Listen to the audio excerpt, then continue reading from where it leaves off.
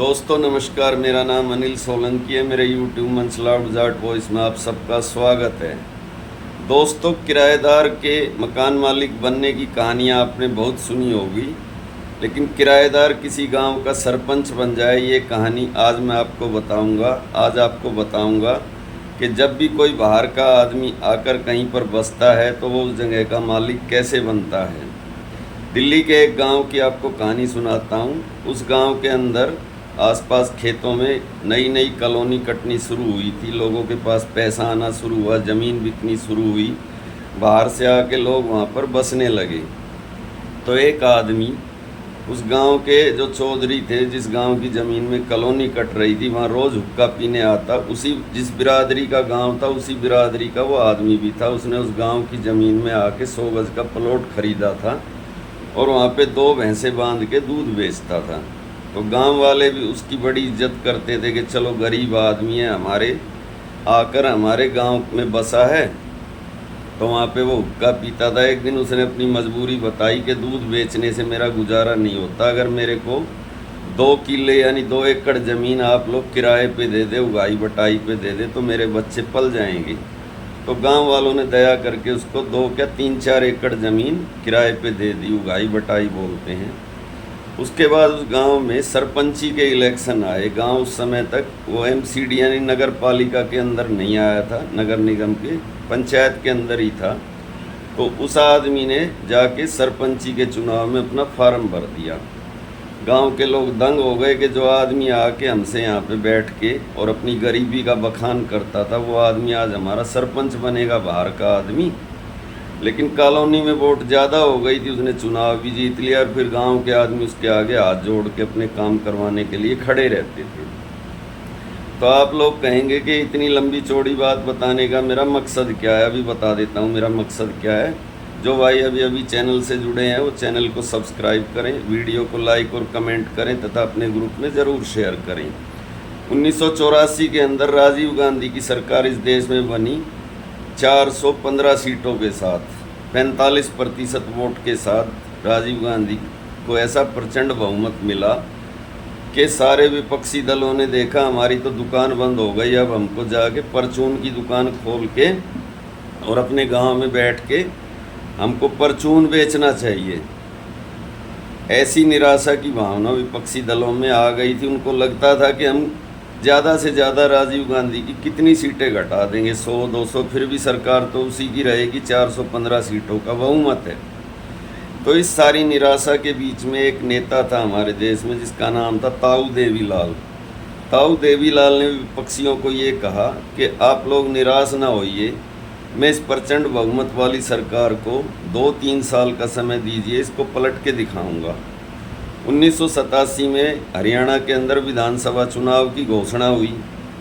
घोषणा होने के बाद में वहाँ पर कांग्रेस का जो मुख्यमंत्री था वो था चौधरी भजन लाल। राजीव गांधी को अंदाज़ा हो गया था कि चौधरी भजन लाल से हरियाणा की जनता नाराज़ है। उन्होंने 1 साल पहले भजन लाल को हटा के बंसी लाल को वहाँ का मुख्यमंत्री बनाया।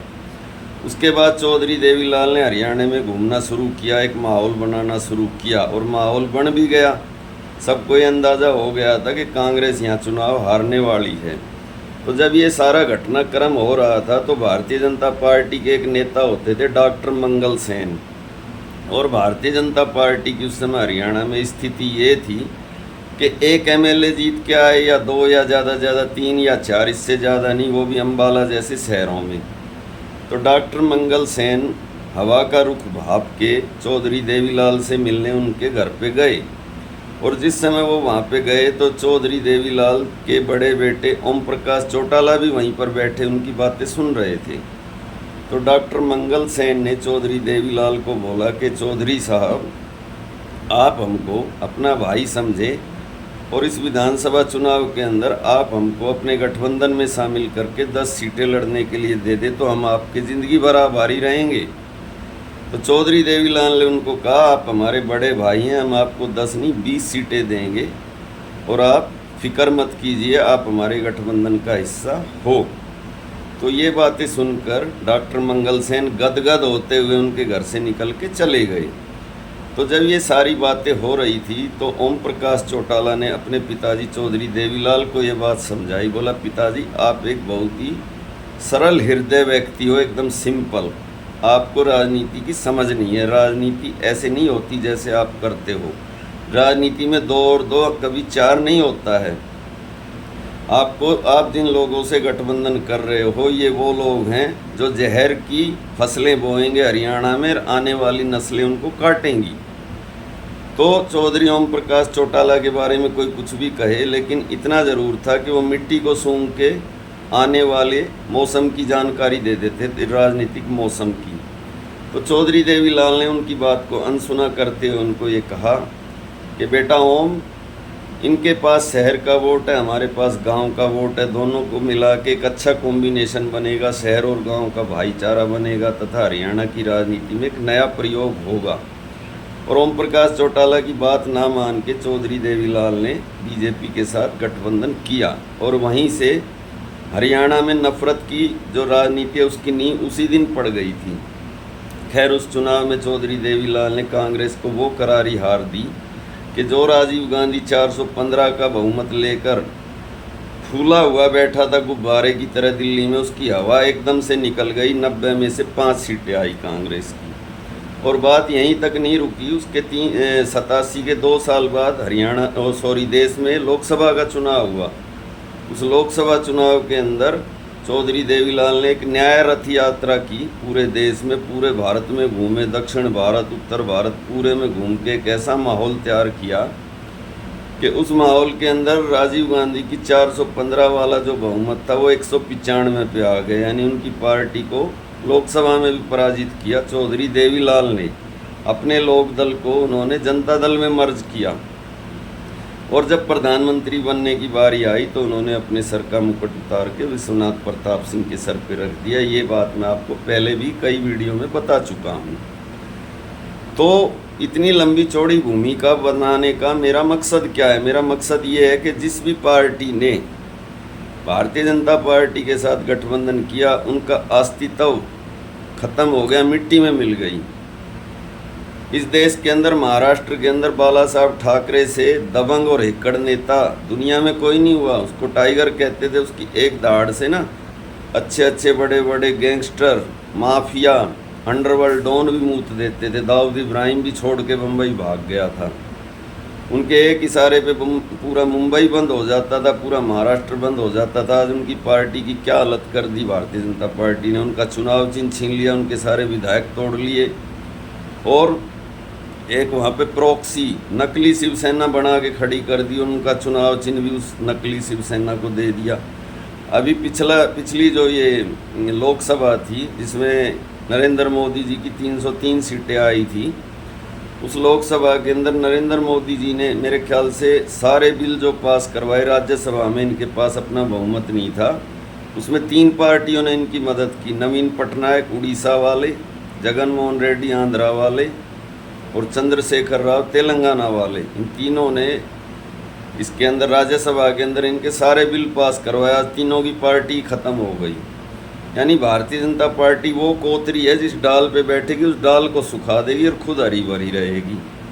हमारे देश के अंदर देखो, जिस पार्टी ने भाजपा के साथ गठबंधन नहीं किया, भले ही जेल में चले गए, टॉर्चर झेल लिया, वो पार्टियां जिंदा हैं। उसमें समाजवादी पार्टी, आरजेडी, टीएमसी और अरविंद केजरीवाल की आम आदमी पार्टी है। उन्होंने हमेशा भाजपा के खिलाफ राजनीति की। अरविंद केजरीवाल जेल में रह के आ गए, लालू प्रसाद जेल में रह के आ गए, धमकियों से नहीं डरे। ममता बनर्जी इनकी धमकियों से नहीं डरी। तो ये पार्टियां आज भी जिंदा हैं। जिस भी पार्टी ने भारतीय जनता पार्टी के साथ गठबंधन किया उसको पूरी को भारतीय जनता पार्टी निगल गई। आज तमिलनाडु के अंदर आप देखें, तमिलनाडु के अंदर अन्ना द्रमुक, स्वर्गीय जयललिता की पार्टी से भाजपा अपनी प्यार की पींगे बढ़ा रही है, क्योंकि तमिलनाडु में इनको वोट नहीं मिलता। थोड़े दिन में देखना आप, अन्ना द्रमुक को भी अजगर की तरह से निगल जाएगी। जिस राज्य में इनको कोई गठबंधन सहयोगी नहीं मिलता ना, केरल का उदाहरण है, बंगाल का उदाहरण है, पंजाब के अंदर अकाली दल को ख़त्म कर दिया, खुद तो सत्ता में नहीं आ पाए, उस राज्य में सत्ता में आ ही नहीं पाते।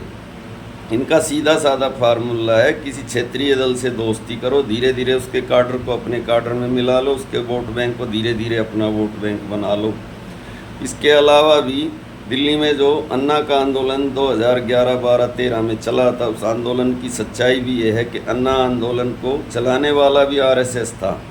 इन्होंने पूरी फंडिंग, पूरा पैसा एक विवेकानंद फाउंडेशन है, अजीत डोभाल का एनजीओ, उससे खर्च किया था। अन्ना को महाराष्ट्र से लेके आए, दिल्ली में आंदोलन करवाया, कांग्रेस के खिलाफ एक माहौल बनाया, और बाद में इनको ये लगता था कि इस माहौल का अल्टीमेटली फ़ायदा हमको मिलेगा। लेकिन अरविंद केजरीवाल ने अपनी पार्टी बना ली, उसकी वजह से दिल्ली में तो 10 साल सत्ता में नहीं आ पाए, लेकिन देश में तो फ़ायदा इनको मिला अन्ना आंदोलन का।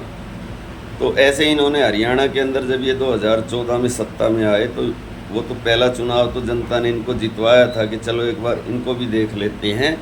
फिर इनको ऐसा लगा कि लंबे समय तक राजनीति करने के लिए हमको यहाँ पे कोई प्रयोग करना पड़ेगा। उसके लिए इन्होंने राजकुमार सैनी को तैयार किया, उससे लगातार नफरती बयान दिलवाए, और उसके बाद समाज के अंदर एक विभाजन की रेखा खींची, और उसके बाद इनको लगा कि अब समाज बट गया, अब हमको यहाँ पे हरियाणा में लंबे समय तक राज करने का मौका मिलेगा।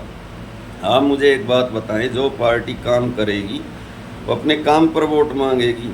भारतीय जनता पार्टी दावा करती है कि हमने भारत का बहुत विकास किया है, फिर भी हर चुनाव में सांप्रदायिक बातें क्यों स्टेज से बोलते हैं? वो इसलिए बोलते हैं जिससे समाज के अंदर एक विभाजन बना रहे, और उस विभाजन के आधार पे जनता हमको वोट देती रही, कहीं पे हिंदू मुस्लिम, तो कहीं पे एक जाति से दूसरी जाति को भिड़ा के।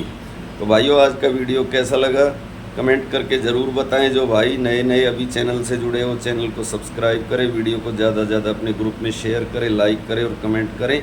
मैं आपका भाई अनिल सोलंकी आज का वीडियो यहीं पे समाप्त करता हूं। धन्यवाद भाइयों आपका।